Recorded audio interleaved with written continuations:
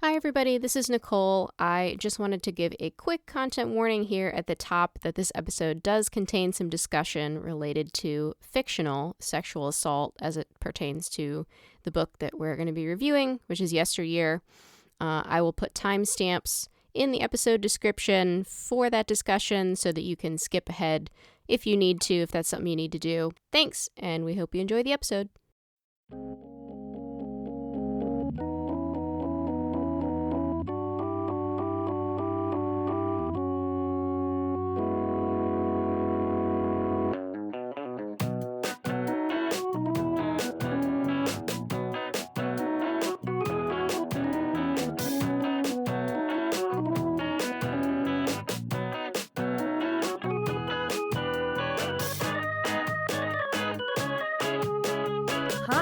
Welcome to Girls' Lunch, your mealtime companion, where we talk about food, gender, sexuality, and where everyone is welcome. I'm Julia Andreas. I'm Nicole Hilton. And today, Julia, is our first Girls' Lunch book club episode. Woo! Yay! Girls Club. Girls Club, Girls' Lunch book club, Girl book club. Girl, you get the idea. Book, Girl club. club. Club book lunch girl. Man hook hand cardboard.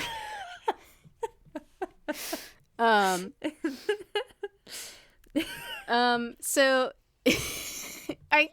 it's so early in the episode, Julia. I really got to ask you to keep it together. Okay, I'm trying. I'm sorry. I'm trying. So book club, or whatever the hell we're calling this, is an idea that we've kind of been toying with for a while, and we finally decided to try it out. Basically, what it is when Julia and I research episodes for the podcast, a lot of times we will see this really cool documentary or a book or some fascinating piece of media where we're like, oh my god, that sounds so cool. We need to read that, watch that, whatever, and talk about it. And oftentimes, because we are, trying to put out other episodes and move on to other things, we don't always get to it. But we thought it would be fun to come back to some of those and discuss some such pieces of media. And also because history repeats itself, we have found that things, will be going about our daily lives and see something like, oh, there's a new book out about Tradwives. Or I read this cool article about M&Ms or whatever, and we'll send it to each other, and it's like, oh man, I wish we had talked about that on the podcast. Or God, I wish we could talk about it on the podcast, but we've been recording for 3 hours and we have to stop. Yeah. So that's sort of the genus of this style of episodes. And this is also, we're hoping, a way for us to be able to put out more episodes. And put out episodes more often or more consistently, because as I think we've alluded to in the past, each episode we do a fair amount of research, and that takes a while for two people who work full time and or have a baby, or are trying to get a novel published, or have another part-time job on top of it. It's yeah. It's hard to do. It's hard to read 4 books and write an essay and then also have time to do all the other stuff you need to do in your life. Yeah. So we're hoping that, the book club idea gives us a little bit more breathing room in between some of those more, research-heavy episodes, because that we're hoping they'll require a little bit less prep. We say that, but Nicole does have 3 pages of notes. She said right before launching into her 3-page single-spaced outline of notes that she did do research on anyway. So Julia, what are we talking about? What are we talking about today? Today, both Nicole and I have read Yesteryear by Caro Claire Burke. I'm holding it in front of the camera. You can't see it. You can't see it, but you've probably seen it. In bookstores. If you have not heard about it, the premise of Yesteryear, or at least the marketed premise of Yesteryear, is a Tradwife influencer set in modern times. Think Ballerina Farm or Nara Smith. Famous, incredibly wealthy influencer who may or may not live on a rancher farm, wakes up one day and finds herself in the 1880s. And they're sort of like this interesting, like, oh, you know, she touts this life and now she lives it. How does that work out? Sort of a mystery to it. Yeah, I think that's a brief overview of the book. It's supposed to be a movie soon, starring Anne Hathaway. Also, I don't know if you read the acknowledgments, but Anne Hathaway had a hand in writing the book also. Yeah, so that was something I was going to mention, is like wild to see that Anne Hathaway was like mentioned in the acknowledgments. But I do know that even before this book was released, there was like a bidding war for who got the rights to this movie. I mean, as someone who herself is trying to sell a book, it's hard not to get like FOMO or be like, what? Like you just had a bidding war for the movie rights before your book was even out? Your first book? Yeah, your first book also. But why are we talking about Yesteryear on this podcast, Julia? How does this fall within our scope of work? Because, Nicole, it is about a tradwife. And the tradwife has had many cameos in many episodes, and I feel like would still probably be her own standalone episode.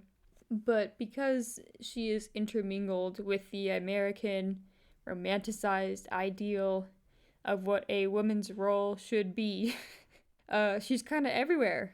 And in like every episode we've talked about the angel of the home, or the role of a woman in the domestic sphere.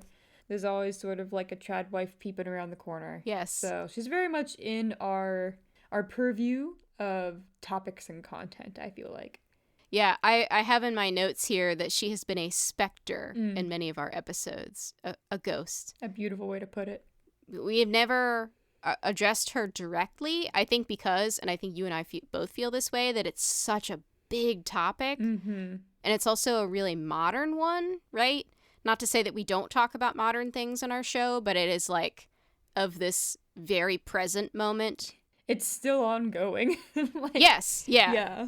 We know not yet where the long arc of the tradwife bends. Mm-hmm. I feel like also another example of like a huge topic that we are so afraid of doing just because it's so big is like Betty Crocker, right? Where it's like, what direction do we even come from that? Come for that. Come at that. Come at that. Come at me, bro. Prepositions. What are they? So I think before we talk about the book, I wanted to give a little bit of context about like what is a tradwife. I feel like we need to define that term. I feel like we need to set some parameters and give some context. It's my understanding that Caro Claire Burke did not necessarily write the book as like a commentary on all tradwives ever. Mm-hmm. I think that's part of it, but she is also telling a specific story about a specific character / family. But to contextualize that character / family, let's define what we mean by a tradwife. I'm going to give my definition, and then Julia, you tell me if you have other things that you feel like need to be added.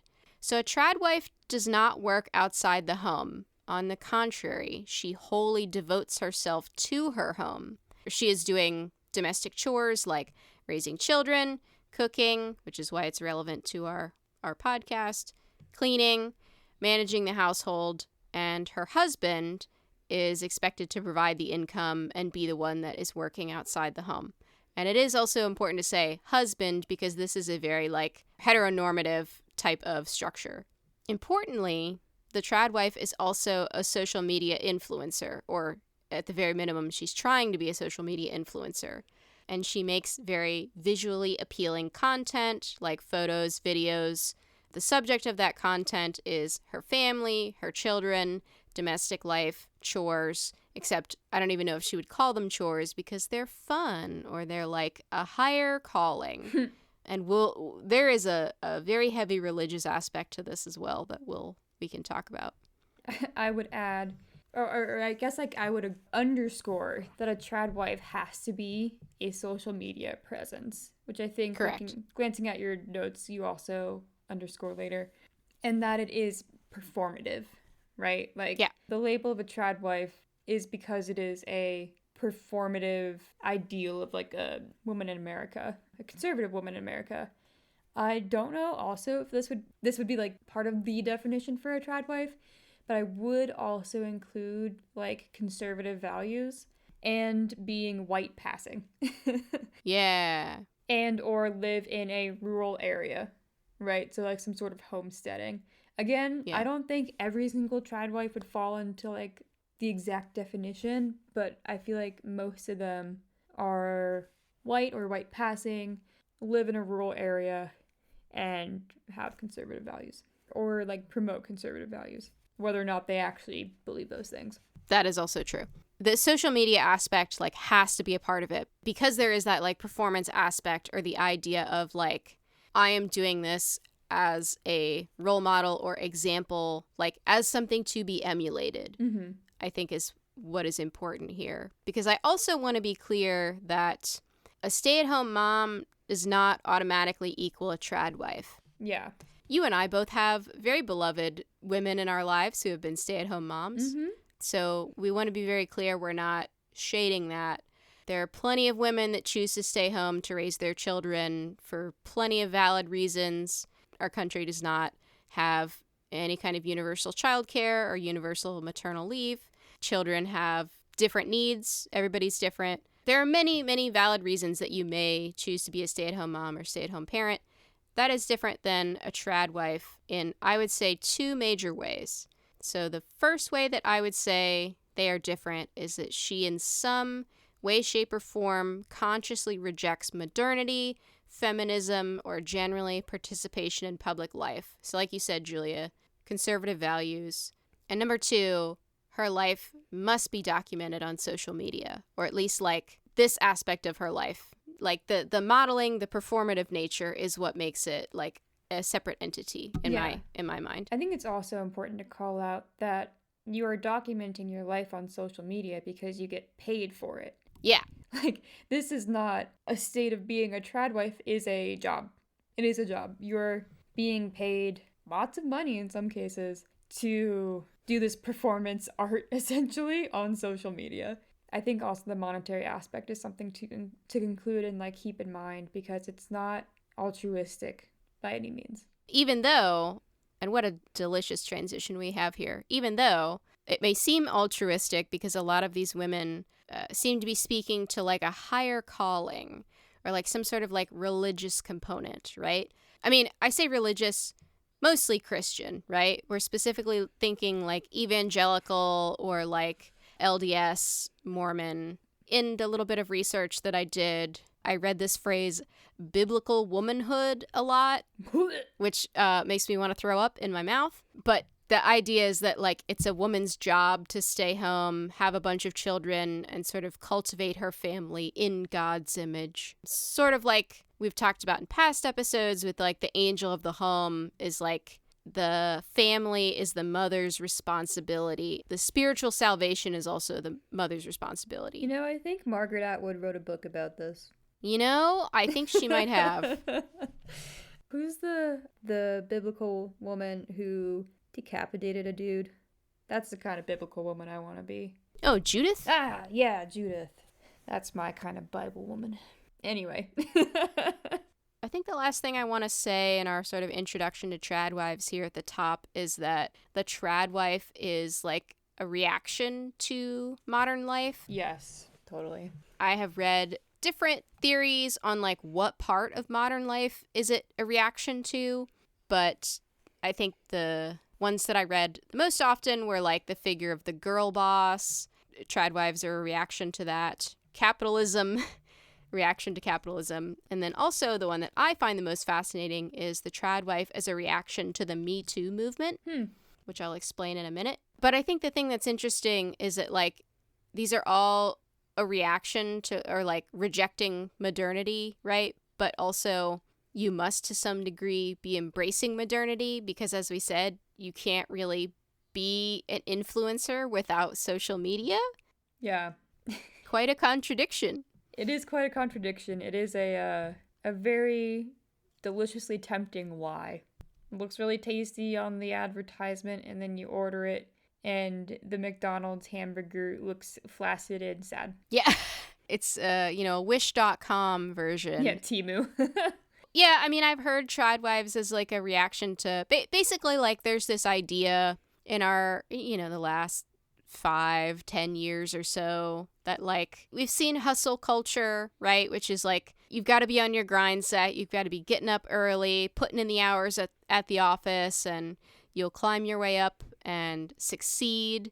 The idea that like women especially like should be involved in the workforce, in public life. You got to be girl bossing it up, getting that bread. But what we saw in, like the 2008 financial crisis and even in our modern moment since after the pandemic is just that like hustle culture kind of sucks, We're all hustling, but most of us aren't really making significantly more. Like wealthy billionaires continue to make more and more billions without really doing much work at all, and they continue to hoard that wealth. And so what a lot of people feel, myself included, is like angst against capitalism, but we don't necessarily know where to put it. And so as a result, what do? We blame the woman. We blame women, because that's what we've always done. Yeah. So easy to blame. And we sort of pin this anger on like this figure, the girl boss, of like, I was getting up early and doing my makeup and going into the office and it didn't even matter. It's her fault that we're tired all the time. Feminism said that we could have it all, and it lied, and it sucks, right? Yeah.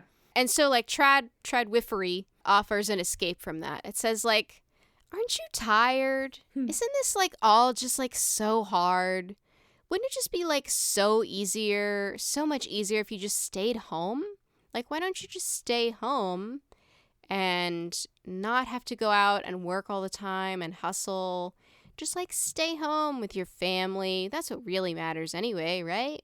I mean, like that kind of messaging I feel like is I would be a target demographic if I wasn't a little queer and B filled with rage. Yeah. Where it's like, I've been in corporate for, going on a decade now, in tech specifically, where it hasn't mattered how important you are or how hard you hustled or how much time you put in, you're going to get laid off anyway for no reason except someone wants the numbers to look better. So, you get to this point of disenchantment with that sort of hustling lifestyle, and then you add in the factor of like having a child. Like I had my baby last year, and you realize you feel terrible that your kid has to go back or has to go to daycare and you have to go back to work so fast. But B, you're like, well, what is this all even for, right? Like I hustled, but now I have a kid and I don't even get to see that kid. I totally see the temptation. I see the fish hook dangling in front of me, right? But I know it is a lie and a trap. And again, I'm a little gay and very angry. So I'm like, I see you, fish hook. I'm not falling for it.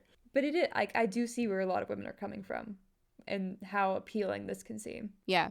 So I talked about Me Too and how Tradwifery is like a response to the Me Too movement. And there's this really fantastic article by Zoe Hu, where that's sort of like her main argument. Like, yes, Tradwifery is like a response to capitalism and its many failings. But in a lot of ways, it's also a response to the Me Too movement. And so I'm going to read a quote here that I like basically can't stop thinking about. And I think it might color our discussion of yesteryear as well. So she says, I think a lot of women came out of the Me Too movement feeling almost like it was impossible to trust individual men. I think there was this sense that all of these stories of violence were unearthed and then never really resolved, and we never figured out how we could address that in a structural or systemic way. And I can see how the Tradwife reacting to that would say, okay, what if I can just leave all of that behind, choose one man who I actually don't really have to spend all that much time with because he's always at work, and feel safer? But family life can actually be extremely dangerous for women, right? A woman is more likely to be killed by her husband, by her romantic partner, than she is by a stranger on the street. Mm-hmm. This idea that, like we said, is like retreating from, she calls it like an agoraphobic fantasy, right? The idea of just like totally retreating from public life, just stay home, I mean, with the Me Too movement, we saw this like abuse, violence, and everything against women is so widespread in our society. And also, even with that, so many men still didn't really face many consequences. So, like, why would you be in this, like, dangerous world? Why would you be in an office where you could be sexually harassed or even worse when you could just stay home with one man? So you basically just have to gamble with one man. And so as long as you pick one good man, then you'll be okay and nothing bad will ever happen to you. Even though, as she points out, and I know this from working with some nonprofits who help survivors of domestic violence, you are way more likely to be abused, hurt, killed by a romantic partner or former romantic partner than you are by a stranger. Same with like child abuse, right? A child's way more likely to be abused by a family member than a stranger. It is a fantasy, an escapist fantasy, like you said. And I think that's like also such a fascinating part of the Tradwife persona, that like they do usually retreat out of like all public life, excluding the social media aspect, because that's just the lens from which we are voyeurs. That's what I was going to say, is like the idea that you're fully retreating from public life, except for social media, which is entirely curated, like by you basically, right? If you curate your own following and who you're following, then you can just create your own echo chamber. Well, should we finally talk about the book? Yes! Now that it's been like, oh my god, it's already been like 35 minutes. Book club, okay. More like just another episode. Yes, okay, so now that we have done so much table setting, we have set like an exquisite banquet with 12 courses. Yes. We can discuss Yesteryear. There will be spoilers also. If you didn't guess that, there's going to be spoilers. So I'll say, as a person who is currently trying to get a book published and sending her book out places and pitching and all that stuff, I've been thinking a lot about, like, what is the book actually versus, like, what is the pitch for the book, you know? Because even though, like, they're not two completely separate circles, they're also not one circle. Like, they're not exactly the same thing, the pitch and the book itself. I was wondering, and I was actually talking to our friend Jen, who works at the library, when I picked this book up, because she also has a special interest in Tradwives. So she gave me, like, lots of resources to read for this. I had concerns going into Yesteryear that, like, okay, this is definitely a book that pitches well. Like, that you've got that pitch immediately, like, because it's that, like, subversion of expectations, right? And it's the classic, like, record scratch of, I bet you're wondering how I got here, right? Of, like, you have a Tradwife, you have a woman who supposedly, like, wants to reject modern life and live in a simpler time with more strict gender roles. And then suddenly she gets exactly what she asks for, and she's back in time where she gets exactly that. So the pitch is very compelling. And so I definitely had concerns that, like, and I have read books like this where they pitch well and then you read the book and it's like, oh, that's like, yeah, that's sort of what's going on. But, like, the book itself is not especially interesting, or it's not especially well written or well developed. But I did not find that to be the case with Yesteryear. I was, like, pleasantly surprised that I did feel like the book was pretty well written, characters were well developed, and it did tell, like, a complex story with, like, deep, interesting characters. Yeah, I feel like the difference between pitch and book here, I feel like a lot of the draw of the pitch is, like, this type of woman that you hate is going to get her comeuppance. Yes. And what I actually really liked about the book is that it is way more nuanced in how it reveals the main character, Natalie, as, like, a freaking terrible person, right? Like, she's awful. She sucks.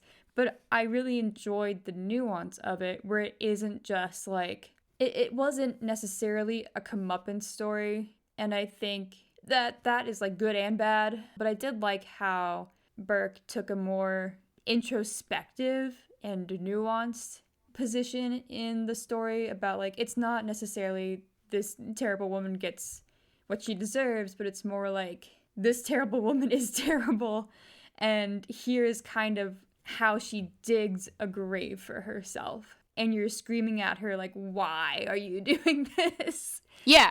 You pity her. At least I pitied her.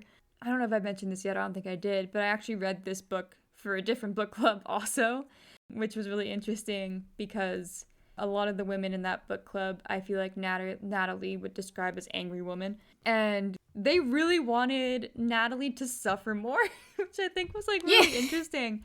Because they were like, I don't think that she suffered enough. I don't think she like faced enough real world consequences for her actions. And I'm like, I totally get that. I think though, something to like really that we should, say up front, this book is all through Natalie's point of view. She is an unreliable narrator in the extreme. And the only time that her control of the narrative is taken away is the excerpt of her daughter's book at the very end.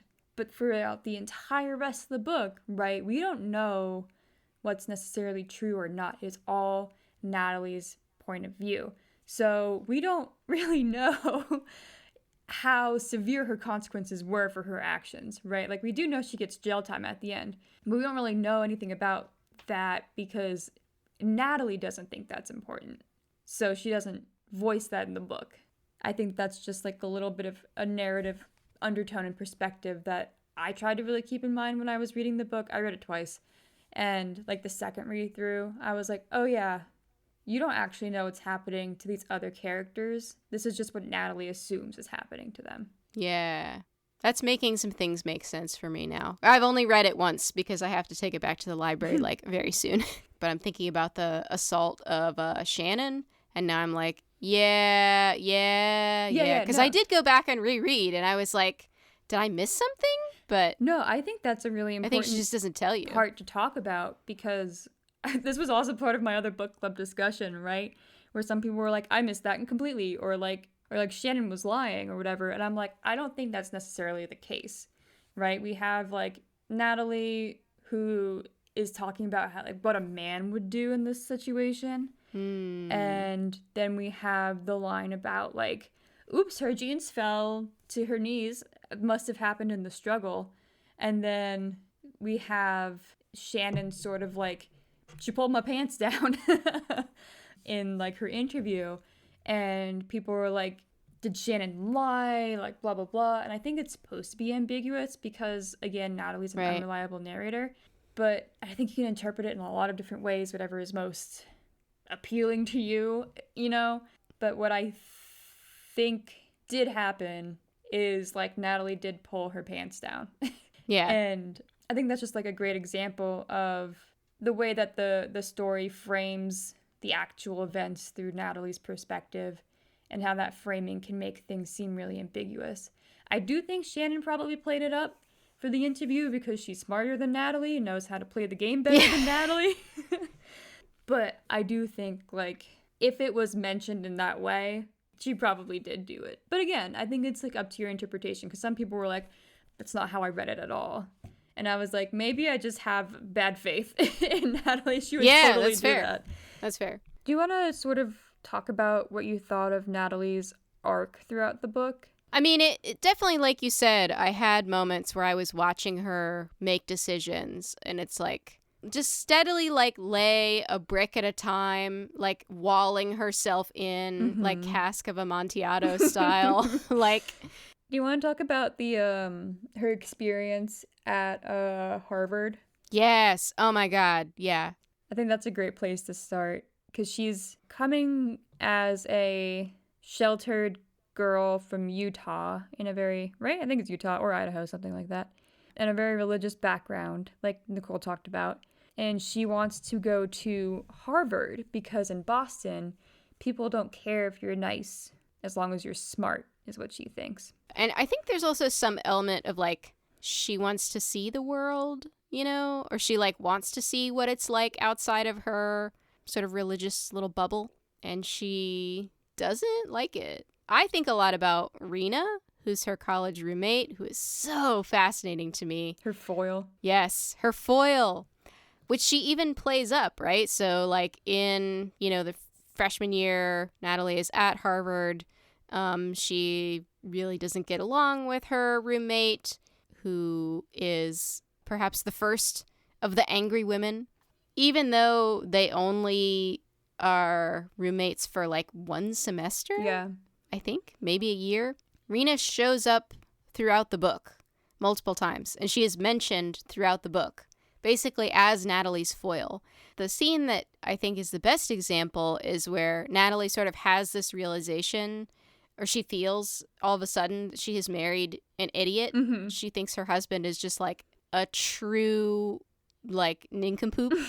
Yeah. And the line that I remember is like, Rena never would have made a mistake like this. Rena never would have married a man like this, you know? Yeah. That there's such like resentment for like what Rena supposedly like represents, you know, as this like very modern woman who hates the patriarchy, but nonetheless wants to be, I think, a lawyer?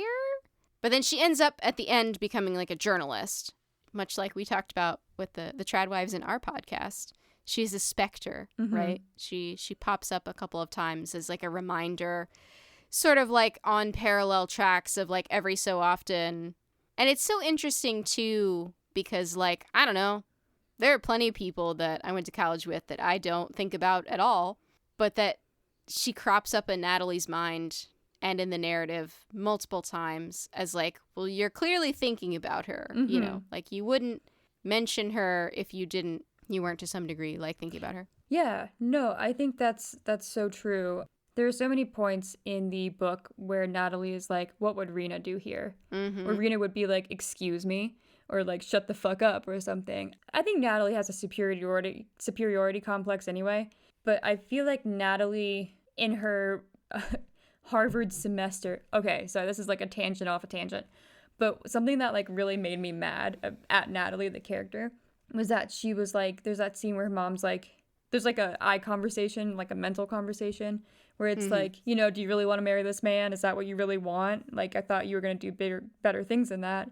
And Natalie's like, I saw the world and I want no part in it. And I'm like, girl, you saw like Boston. That's not the world. Like, you like saw one area outside of your hometown and you got scared. So like, what? Yeah. That's not the world, girl.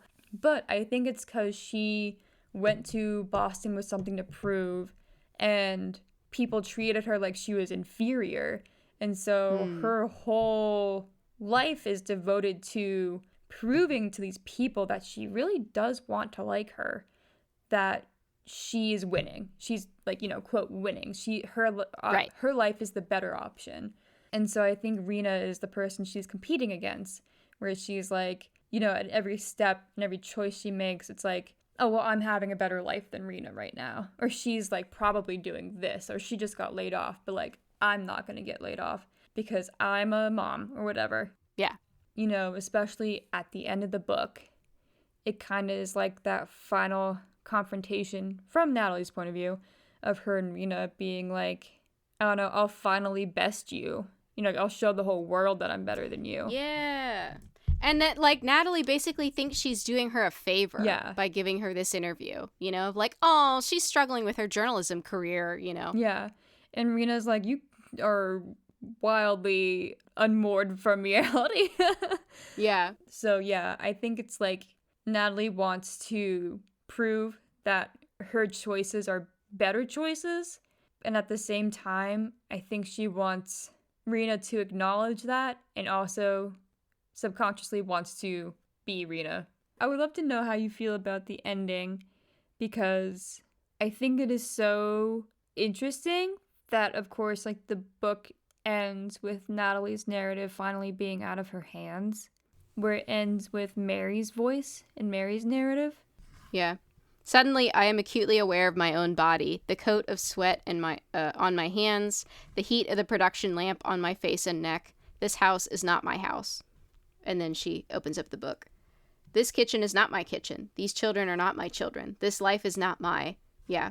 I mean, you can see, like, and it is... I mean, the whole book, you just see her, like, retreating further and further from, you know, until she basically has, I mean, spoilers, a break from reality, right? Like, she's not thrown back in time, literally. She is just, like, lives... such a like reclusive life, completely cut off from the outside world, that it might as well be 1880. Yeah. I feel like there were 2 major twists, or maybe 3 major twists in this story. The first and the biggest being that they're not actually back in time. They're actually in the future. Yeah. And that, like, 20 years of her life, she just doesn't remember because of a pharmaceutical haze and a giant mentee bee. I think maybe the second biggest twist, besides, like, discovering that they're in modern times, for me at least, was the reveal of Maeve's age. Yeah. Which broke me a little bit. Yeah. This is the youngest daughter of Natalie and her husband, and this is when they had cut themselves off from all contact to the outside world, supposedly. And she had Maeve, her youngest, in a home birth, and she came out not breathing, and so she wasn't breathing for several minutes before the older sister, Mary, stepped in to give her mouth-to-mouth, and that's why she's 10, but she acts like a 3-year-old. Mm-hmm. And my heart just was like, yeah. And then I think, like, the third twist is that, like, the husband's been going to that cabin, the Manosphere, to, like, watch football games. Like, he was never, like, he never actually had to live the hard life. Yeah. I'm so, like, I mean, that could be a whole conversation as well. Like, I'm interested in, like, the husband, I mean, the man's perspective of this, Mm-hmm. right? Of, like, he gets super invested in the Manosphere and basically, like, he gets, what is it, like, red-pilled? You get, like, into all these conspiracy theories online, becomes, like, even more conservative. And I'm so fascinated by the fact that the sons still live nearby. Mm-hmm. Like, what are they doing? And the idea also that, like, the husband basically still entertains his wife's fantasy to some degree. Yeah. You know? I think, like, a lot of the biggest unanswered questions was, like, what was Caleb? What was he doing? Like, why was he still there? Like, what did he get out of any of this besides getting to play the fantasy of the traditional man cowboy, but not actually having to commit? Yeah. Didn't have to actually do anything. I mean, according to Natalie, like, her husband's never been good at anything, or never, you know, he's always wanted to basically, like, loaf around and not have to, like, work or do anything. So this was a way for him to do that, basically. At least that's her logic. Let's talk, like, larger Tradwife themes. Were there moments that you identified, like, even if Burke says, like, this isn't necessarily a commentary on all Tradwives, there definitely were moments where it was like, oh, okay, interesting.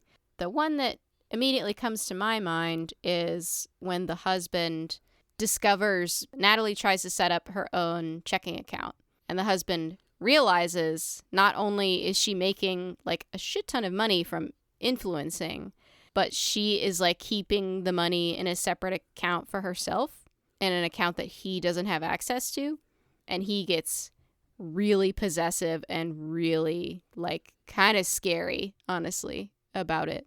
Again, something I think that we in our modern lives are forgetting about is that, like, women couldn't have their own checking accounts up until very recently. The 70s, yeah. Natalie even points out herself, like, she's building a nest egg in case she has to run and leave. Yeah. And then he finds out about it, and he's like, you're going to put that money back, right? Like, I'm going to close that account. And she realizes she has nothing, and she's stuck, which is the part of Tradwifery that's maybe not so glamorous, or that, like, that doesn't come in the shiny Instagram wrapping paper. I have a bunch of thoughts going on in my head right now, but I'll say the first one first. I think the biggest sort of influencer commentary is how it is faked, right? About, like, Tradwifery is faked 100%. Like, you have Shannon, who I think is essentially, like, the audience viewer, the reader's liaison into the story, who comes in and is like, oh, your house is smaller than I thought it was. Oh, you actually use farm hands and pesticides. Oh, you have 2 nannies, and those aren't mentioned anywhere. Or, like, she's actually seeing the nitty-gritty of it and how it is not accurate to what Natalie displays at all. And then you have Natalie herself talking about online Natalie versus offline Natalie, and how she desperately wants to be online Natalie and wants to fulfill being online Natalie, perfect, happy, content, everything's easy for her. But in reality, she is offline Natalie. And, she has fights with her husband. Her kids are misbehaving. And, she is struggling and unhappy. And I think that is probably the biggest commentary, where it's like, the stuff you see on Instagram is not real. Yeah. Right? It is beyond a highlight reel. It is a full-on production. And not only is it not real, but I feel like the book sort of plays out the consequences of, like, what happens when, throughout the book, like, throughout her life, you just see Natalie, like, performing, right? And just pretending. Mm-hmm. You see what happens when someone does that for so long, right? Yeah. The idea of, like, I have to be my best self all the time. Can't ever have any mistakes, or, like, I have to be, like, she says, like, she feels like she's always being watched, even prior to all of the influencing, right? And so I think the book shows sort of the consequences of, like, what happens when you live your whole life like that, right? Like, taking that basically to its extreme, which is not good. Not good. Don't do it. You have a big mentee B. Yeah. You have a psychic break with reality. I also wanted to talk about Natalie's other foil, which is her sister. Abigail. Abigail is like, she makes the same choices that her sister, that Natalie does, but Natalie thinks that she's smarter than her sister. And so even though they've essentially made the same choices, her sister is dumb for making them. Where it's like, she married a guy in her community and had lots of kids. But then I think it's really interesting to see, like, how Abigail is able to escape that life, whereas Natalie is just more and more trapped. Because, there's the scene where Abigail visits Yesteryear and is like, I want to divorce him. And Natalie's like, you're so stupid. You can't divorce him. What are you going to do? You're going to have to, like, work as, like, a cashier. Like, no one's going to hire you. How are you going to support your kids? And she's not really talking to Abigail in that moment. She's talking to herself. Yeah. Right? Whereas she's, like, also thinking about the prenup that had to be signed and the custody issues and how she is so unable. Natalie herself is, like, so stuck in her own choices. Like, she cannot, she does not see a way for herself to escape. And so she's, like, saying that to Abigail, that, like, Abigail can never escape what she's done. But she does. She does divorce her deadbeat husband, and she does keep custody of her kids, and she does have to work a cashier job, but she works her way up into, like, more managerial positions. I don't remember what she does later, and finds happiness. And she finds a better guy who's not a douchebag, And she goes to therapy.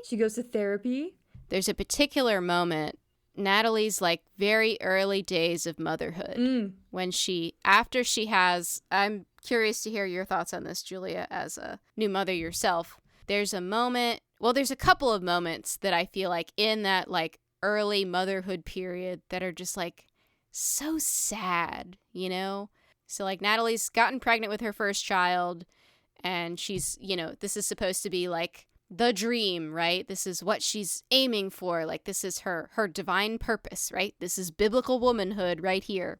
So, like, she gives birth, and it is, like, she says, like, it just totally rips her open, and she just, like, feels very unprepared for it. And then when she's at the hospital with her mom, and she's just like, I can't do it, and her mom says, like, you have to. And also, you see that her mom didn't really have a choice either. She had to, she did it because she had to. I think the other moment in her early motherhood, in addition to the mom telling her, like, you just have to do it, is the sister gives her an out. The sister comes and sits down and says, like, it's awful, isn't it? Like, the early days of motherhood. She's just like, isn't it terrible? And you can see Natalie, like, very clearly would want to agree. Like, she does not seem to be enjoying this at all. Like, she seems like she hates it. She says, like, she does not feel like she should be a mother. And, like, you would think, like, oh, this is her sister. But she says, no, it's great. I love it. She, like, totally doubles down. Again, I think because of that idea that she needs to just, like, perform. Yeah. Of, like, well, I'm supposed to like being a mother, so I do, even if inside I feel like everything is wrong and I hate it, Yeah, as like a new parent, the passages about Natalie's like first birth and early like child rearing were very interesting because in a lot of ways they were relatable, and in a lot of ways they were totally alien because Natalie is a sociopath. Yeah, where she's like, I felt my baby was evil. I knew she hated me, you know? And I'm like, girl, you crazy. I have a couple of quotes open, and one of them struck me very hard because I do remember feeling this way when I was giving birth. So Natalie thinks, a trade must take place for this life to enter the world. As my body slowly halved open like a peach, I realized it was me who was losing my life, me who had vanished from the world to make room for this new child.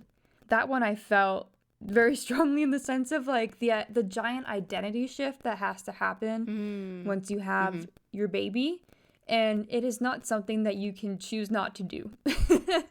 Yeah. It is a force of nature in, you know, your hormones, your brain chemistry, but also in the fact that you have something that is completely and totally dependent upon you. And I think there's another line where she's like, Mama? Who's Mama? I'm Natalie. And I definitely remember feeling that way too, where it's like, who's a mom? I'm a mom? Like, Yeah. no, I'm just Julia. But yeah, it's like, as you are adjusting to no one's going to be able to take care of you anymore, you have to always be able to take care of this other person. It's a really hard adjustment. And so there are a lot of moments, especially in her early motherhood, that I really, really felt for her. But then she's also like, my baby is evil. And I'm like, I don't. Yeah. Yeah. I don't think that's right. And then when she's just like, I don't want more kids, but I have to have more kids. I'm like, oh, girl, that ain't right. Their sex life is also just so sad. I know. Like, the part where Shannon's like, oh God, is he not even hard? And I'm like, oh no. Damn. And where she has to like impregnate herself. Dude, like the turkey baster. Oof. It is rough. And I don't know. You and I were sinners and we had premarital sex. But yeah. But, you know, I can only imagine like how terrifying it is for people who do wait to like be married to have sex. That first night, like you're married now, and it's like, oh man, now there's so much pressure, right? To have that be your first night together. And it's like, yeah, like no wonder it's gonna be terrible. And then gets like staring down his wife's like naked body. Yeah, even he is scared, Yeah. which I think is kind of interesting.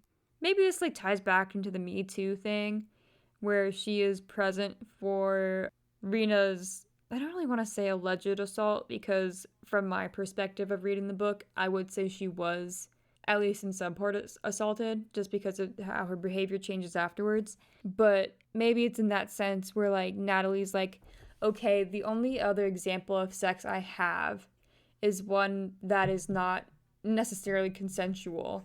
So I just want to do the normal sex, please. Like, I'm so uncomfortable with anything around it. And she doesn't enjoy it, and like he doesn't enjoy it. And it's just like you said, it's very sad. I mean, there's so many portions of her life where it's just a you know, part of the larger theme of like, girl, it doesn't have to be like this, you know? Which is so fascinating because, you know, the idea of tradwifery and that Natalie herself sells is like, isn't this so much better than being an angry woman? Isn't this better than modern womanhood? It's like, is it? No. No. Yeah, I think like you said, Natalie's really trying to sell the idea of like, this is the answer. This is how you like win at life. And for her, I think it has to be because she can't be her sister and leave, right? She doesn't have another option. So like she has to have one because otherwise the alternative is terrible. Like, you know, if you realize like, oh, actually I have made so many mistakes. I mean, then you, I guess, do what she does and like black out for 20 years, you know? Yeah. Because you can't deal with like, I've fucked up so bad and hate every single choice I've made. I feel like all the women in Natalie's life are just separate paths that she could have walked down. You know what I mean? Yeah. The many branches of a tree. These are all the other choices you could have made, except Shannon. I feel like Shannon is more of a direct like opposition. But it's like, you know, there's the path of becoming her mother-in-law, a politician's wife, and being heavily medicated and being in the public eye, but in a different way, in a way that you don't control the narrative. Yeah. And then there's like her sister, who is the like small town religious path, who then makes better choices.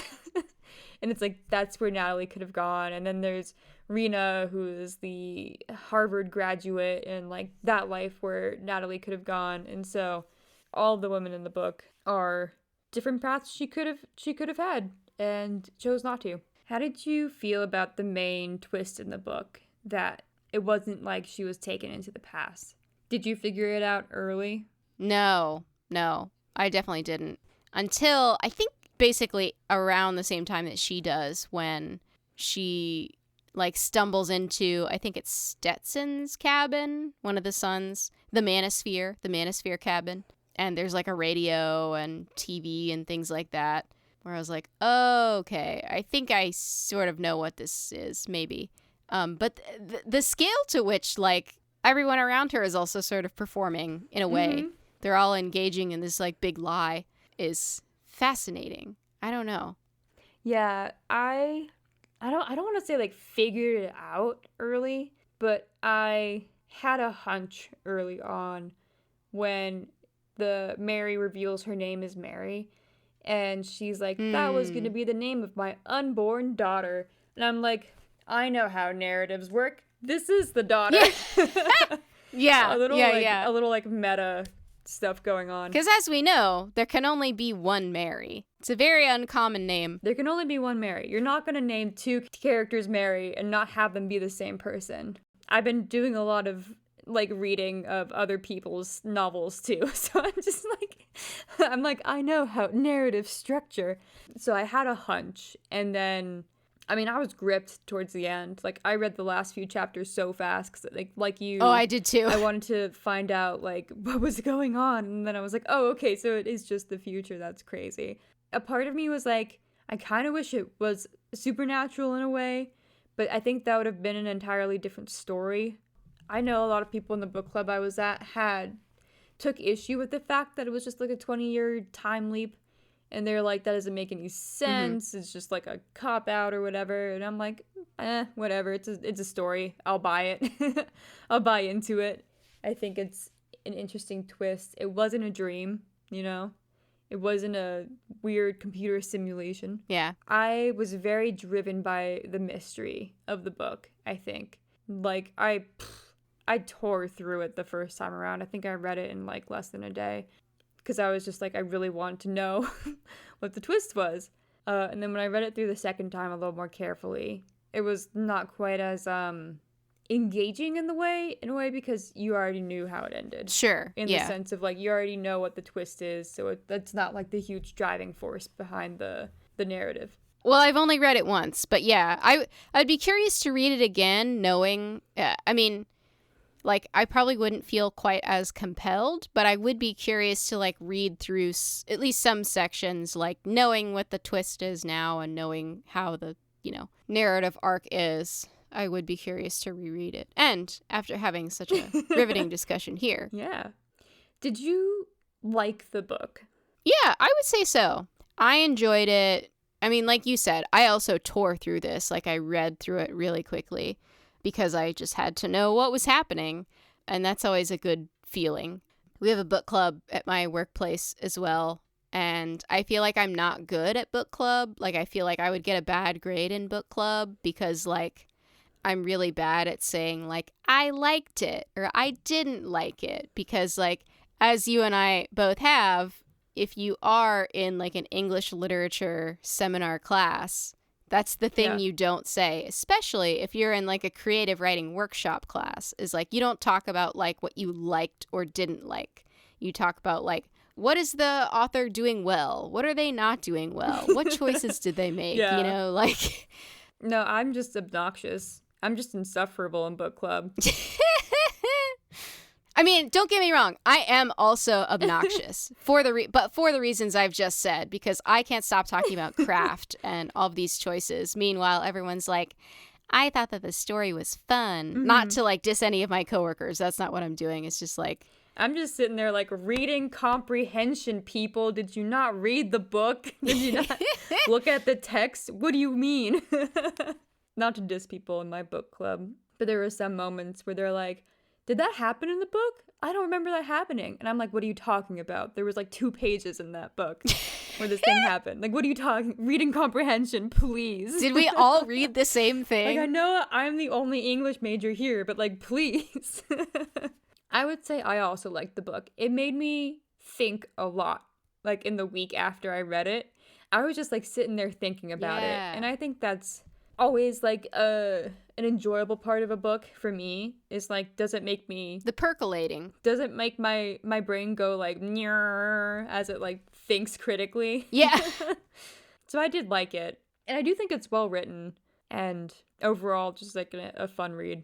I'd give it 7 Le Creuset pots out of 10. I'm gonna give it 4 out of 5 homemade mozzarella balls. Nice. Any closing thoughts? Are we gonna go see well, we can do a follow-up when the movie comes out. We can do like a short follow-up, a little bonus ep, where it's like, we saw the movie and it was good or bad, or somewhere in between. And then we'll talk for 2 hours anyway. Yeah. Thanks for lunching with us. And see you next time. Bye. Bye. Bye. Our theme music is Red Onions by Louis Zong. Please check out the rest of his album Vegetable Soul in the description. If you have an episode suggestion or want to say hi, you can email us at girlslunchpodcast@gmail.com. Thank you for listening.